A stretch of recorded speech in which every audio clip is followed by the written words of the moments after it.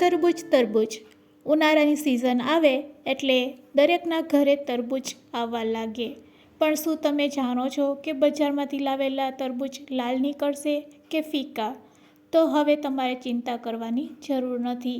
આ વિડીયો જોયા પછી બજારમાં તરબૂચ જોતાં જ ખબર પડી જશે કે તે અંદરથી લાલ અને મીઠા છે કે નહીં। તરબૂચ ખરીદવાની 5 બેસ્ટ ટ્રીક જે દરેક ગૃહિણીઓને કામ લાગશે। તો વિડીયો યુઝફુલ લાગે તો લાઈક અને શેર કરજો।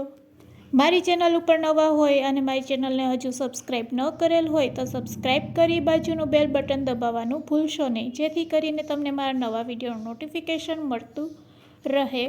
આપણે સૌ કંઈ જાણીએ છીએ કે ઉનાળામાં તરબૂચ ખાવાના ઘણા ફાયદા છે, પણ બજારમાંથી જ્યારે આપણે તરબૂચ ખરીદીને લાવીએ છીએ ત્યારે તે અંદરથી ફીકું નીકળી જાય છે। તો આપણે કઈ કઈ બાબતનું ધ્યાન રાખવાનું છે? બજારમાંથી મીઠું તરબૂચ ખરીદવાની રીત। તરબૂચ તળિયેથી પીળા ડાઘવાળું સૂચવે છે કે તે સંપૂર્ણપણે પાકેલું છે અને મીઠું પણ છે, પરંતુ જો ડાઘ લીલો અથવા તો સફેદ દેખાય તેનો અર્થ એવો થાય છે કે પાક્યા પહેલાં જ તરબૂચને તોડી લેવામાં આવ્યું છે અને તેના કારણે તેનો સ્વાદ પણ ફીકો લાગશે। હવે બીજી રીત, થપથપાવીને। તરબૂચને હાથેથી થપથપાવીને તમારી આંગળીઓથી અથવા તો હથેળીઓથી તરબૂચને થપથપાવીને ચેક કરો અને તેનો અવાજ સાંભળો। જો તરબૂચમાંથી ઊંડો પડઘો પડતો અવાજ આવે છે તો તે પાકેલું અને મીઠું છે। જો તરબૂચથી પાતળો ક્ષીણ અવાજ આવે છે તો તેનો અર્થ એ થાય છે કે તે હજુ પાક્યું નથી। હવે બજારમાંથી જ્યારે તમે તરબૂચ ખરીદો છો તો તેના વજનથી પણ તમને ખ્યાલ આવી જશે। તો ત્રીજી રીત છે તરબૂચનું વજન ચેક કરો। રસધાર મીઠું તરબૂચને ચેક કરવા માટે વજનનો ઉપયોગ પણ કરી શકાય છે। તરબૂચ ઉપાડો અને તેને ચેક કરો। જો તરબૂચ ભારે હોય તો તેનો અર્થ એ છે કે તે રસથી ભરેલું છે અને તેથી મીઠું છે। જો તરબૂચ હલકું હોય તો તે અંદરથી ફીકું અને રસધાર નહીં હોય। બજારમાંથી તરબૂચ ખરીદો ત્યારે તેના આકાર ઉપર પણ ધ્યાન આપો। જો તરબૂચનો આકાર સંપૂર્ણપણે એક સમાન હોય તો તે તરબૂચ ખરીદો।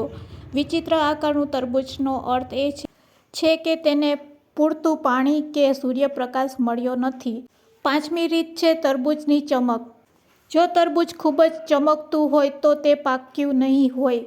જેમ જેમ તે પાકે છે તેમ તેમ તેનો રંગ ઝાંખો પડવા લાગે છે। તેથી ફક્ત તેનો દેખાવ દ્વારા જ નહીં પણ તેની ચમક ઉપર ધ્યાન આપવું પણ ખૂબ જ જરૂરી છે।